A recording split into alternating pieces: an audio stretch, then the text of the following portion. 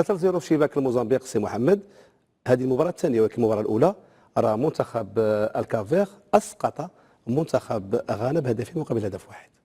يعني مسألة ربما ماشي مفاجئة هذه النتيجة مع الموزمبيق. ومن خلال المباراة كيأكد بأنه المنتخب ديال الكاب فير هذا الشيء اللي وصل ليه بأنه منتخب اللي يسهل يوصل ليه، وخاصة أنهم كيركزوا على العديد من الخلق الحلول، واليوم شفنا بأنهم اعتمدوا على التسديد من بعيد وسجلوا جوج ديال الأهداف اللي كانت رائعة للغاية، بحكم أنهم لاعبين اللي متمكنين في التسديد من خارج مربع العمليات، زائد حتى حارس المنتخب الموزمبيقي كانوا عنده بعض الاخطاء في التعامل مع الكرات اللي كانت من اللاعبين المسددين، خاصه في الكره اللي كانت بعيده، خاصه اللي كانت عن طريق ضربات الخطا، فجزء من المسؤوليه يتحمل الحارس. ولكن بالنسبه للمنتخب ديال الراس الاخضر كيأكد وكيبين بانه فريق اللي ممكن انه يخلق مفاجاه ويخلق مشاكل لبعض المنتخبات خاصه في الدور المقبل.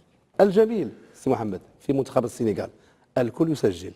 المباراة الأولى ديال منتخب السنغال كانت الأهداف من تسجيل الشاب لامين كامارا وأيضا اللاعب باب غابي. في هذه المباراة ثلاثي آخر يسجل، سجل ساديو ماني حبيب ديالو وإسماعيل سار. الكل في منتخب السنغال يسجل.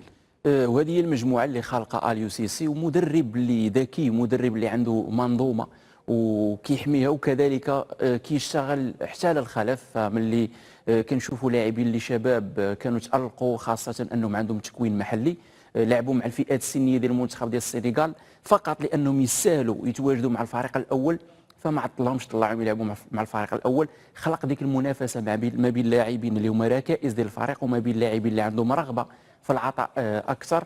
وشفنا بانه تجربه ديال اليو سي سي مع المنتخب ديال السنغال عبر سنوات من اللي خدا اول مره المنتخب ديال السنغال، على الرغم من انه في البدايه ديالو ما كانتش عنده نتائج كبيره وايجابيه، صبروا عليه، داهم كاس العالم مناسبتين، لعبوا فينال، مره خسروا ومره ربحوا، وصلوا لواحد النضج كبير وثاقوا في المدرب اللي الثقه كتنعكس عليه ايجابا، وكذلك كتنعكس على المجموعه اللي كنشوفوا الاداء ديالهم من فعاليه، وكيف ما قلتي كل شيء موجود باش انه يسجل وما يعولوش فقط على اسم واحد.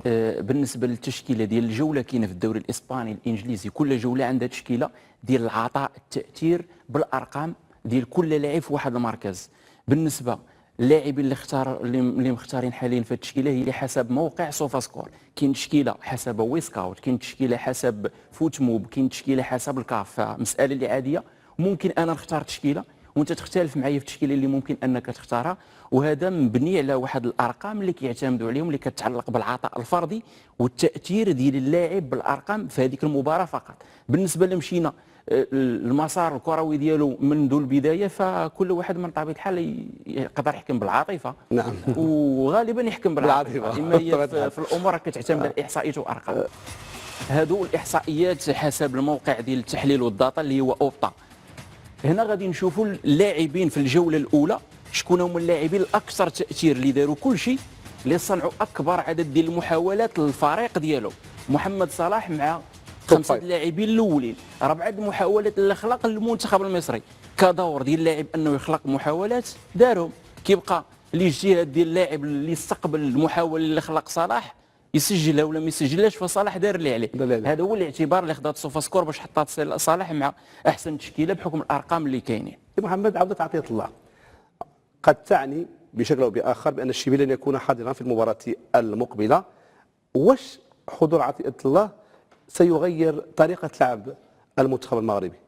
ما نظنش على انه يبدل الطريقه، فوليد عنده نظام لاعب حاطه ما مبنيش على الغياب ديال احد اللاعبين، فاي لاعب لعب طريقه لعب عطيه الله وطريقه لعب اللاعب الشيبي. واش ملي غنعطيو الفرصه لعطيه الله ربما نشوفوا هذيك الجهه ديالو فيها لاعب مختلف؟ هادشي اللي قصدت لك. ممكن انه يتحرر هجوميا في التحولات ديال المنتخب المغربي، ومساله عاديه بحكم انه ما غاديش يجتهد اكثر، هذاك هو المركز ديالو، عكس الشيبي اللي كان خاصو اول حاجه يجتهد على انه يدير واحد الدور اللي ماشي ديالو اللي هو ظهير ايسر، ولو انه في بزاف ديال الاحيان كاين مدربين اللي عندهم ظهير ايمن كيلعبوه كظهير ايسر، وشفناها مع ايرفي رونار مع اشرف حكيمي، شفناها في 2006 مع المنتخب ديال المانيا مع فيليب لام. على حسب الامكانيات ديال اللاعب. محمد شيبي قام بادوار اللي كانت كيف ما كنقولوا عطاها ليه وليد ركراكي على انه يخدم بشكل بشكل دفاعي يكون قريب للسايس، وكذلك نايف اكرد باش كنديروا ديك الترحيل باش ما نخليوش الفراغات في الدار ديال اشرف حكيمي. بالنسبه ليحيى عطيه الله على حسب التوجه والفكره ديال الوليد الركراكي، واش يخليه يطلع يساند هجوميا ولا ممكن انه يدير التحفظ باش يخلي نستافدوا من القوه ديال حكيمي في الصعود المتكرر ديالو. نعم تفضل اخي عبد الله. وبالنسبه للمنتخب ديال الكونغو الديمقراطيه اللي في المباراه الاولى تعادل مع المنتخب ديال زامبيا ب1-1، التشكيله والاسماء والتوزيع ديالهم على الشكل التالي: في نظام لاعب اللي كيلعب به دو صابر اللي عنده جوج الانظمه ديال اللاعب. في المباريات اللي كانت قبل لعب نظام لاعب ديال 4-4-2 عاديه اللي كانوا فيها جوج ديال اللاعبين في القلب ديال الهجوم، والمباراه الاخيره لعب بنظام لاعب ديال 4-4-1. اخطر لاعبين يوان ويسا لاعب برينتفورد الانجليزي، كاكوطا لاعب اللي كيلعب في الدوري الفرنسي، لاعب الاخر رقم 10 اللي كيلعب في سيسكا موسكو في روسيا، ومن اخطر اللاعبين اللي كيلعب في غالاتا ساراي اللي هو اللاعب باكامبو اللي كيلعب مع حكيم زياش في نفس الفريق.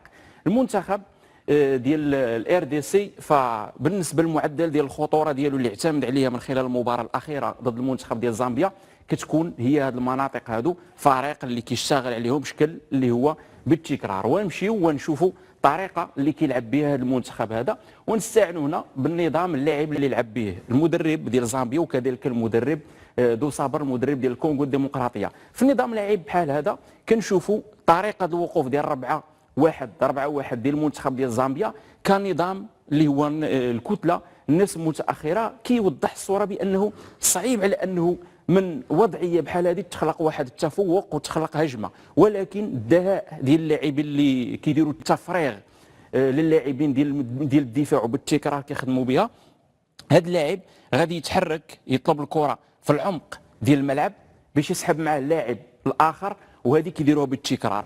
هذا اللاعب اخر كيطلب الكره في المنطقه العاميه اللي كتبقى في الظهر ديال الظهير، وبهكا كيلعب المنتخب ديال الكونغو الديمقراطيه. نمشي اذا سمحتي يا سي محمد نبقاو في هذه الفكره هذه بالضبط اذا سمحتي، واللي عندها علاقه بطريقه لعب المنتخب الزامبي، واللي قلتي كيلعب 4-1-4-1، وهي نفس الطريقه اللي ربما كيلعب بها المنتخب المغربي. واش نقدروا نقولوا بان هذه الطريقه ربما سهله للمنتخب الكونغولي يعني فك شفره دفاع المنتخب المغربي؟ كيبقى الفرق وهو في التنظيم وكذلك في الجوده المهاريه والفرديه ديال اللاعبين. المنتخب ديال زامبيا المنتخب المغربي بجوده عاليه وما يكونش عندنا نفس المشكل، ولكن كتوضيح بالنسبه لنقطه القوه ديال المنتخب ديال الكونغو الديمقراطيه فكتكون هي هذه. هنا هذا اللاعب ها هو تحرك اللي هضرنا عليه، غادي تسحب الظهر الايسر، وهنا نتبعوا اللقطه غتوصل الكره عند اللاعب رقم 10 اللي كيلعب خلف اللاعب الافونسونتر باكومبو، تسحب باش ياخذ الكره. ندوزوا اللقطه، هنا شد الكره دار العمليه ديال المسح بالعينين ديالو،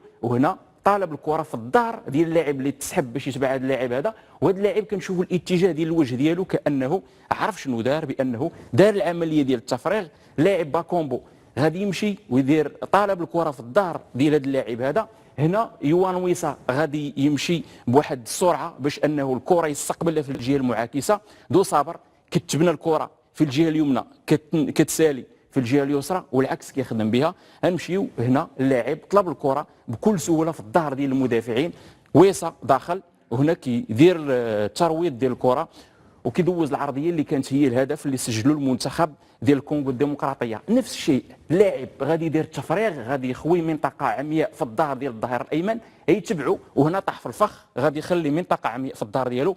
يوان ويسا غادي يطلب الكره بالتكرار ونفسها نسخه كربونيه اللي دارت في الجهه اليمنى، يمشي وهنا استقبل الكره منطقه فارغه يطلب فيها المهاجم الكره، ولكن الانهاء اللي كان ديال اللاعب يوان ويسا ما كانش بطريقه اللي نفسها، وهنا خلى المنتخب ديال الكونغو الديمقراطيه انه ما يقدرش يماركي الهدف اللي كانوا ممكن انه يسجلوه. الارقام ديال المنتخب ديال الكونغو الديمقراطيه هو الاول حاليا في الدوره ديال كاس افريقيا اللي عنده رقم ديال 6 ديال الفرص خلقهم من الهجمات المباشره، وهذا كيأكد اللي شفناه من خلال اللقطات على انهم كيسحبوك وكيديروا التفريغ ويلعبوا لك في الدار ديالك في فريق اللي هذه الفلسفه الهجوميه اللي كيلعب بها.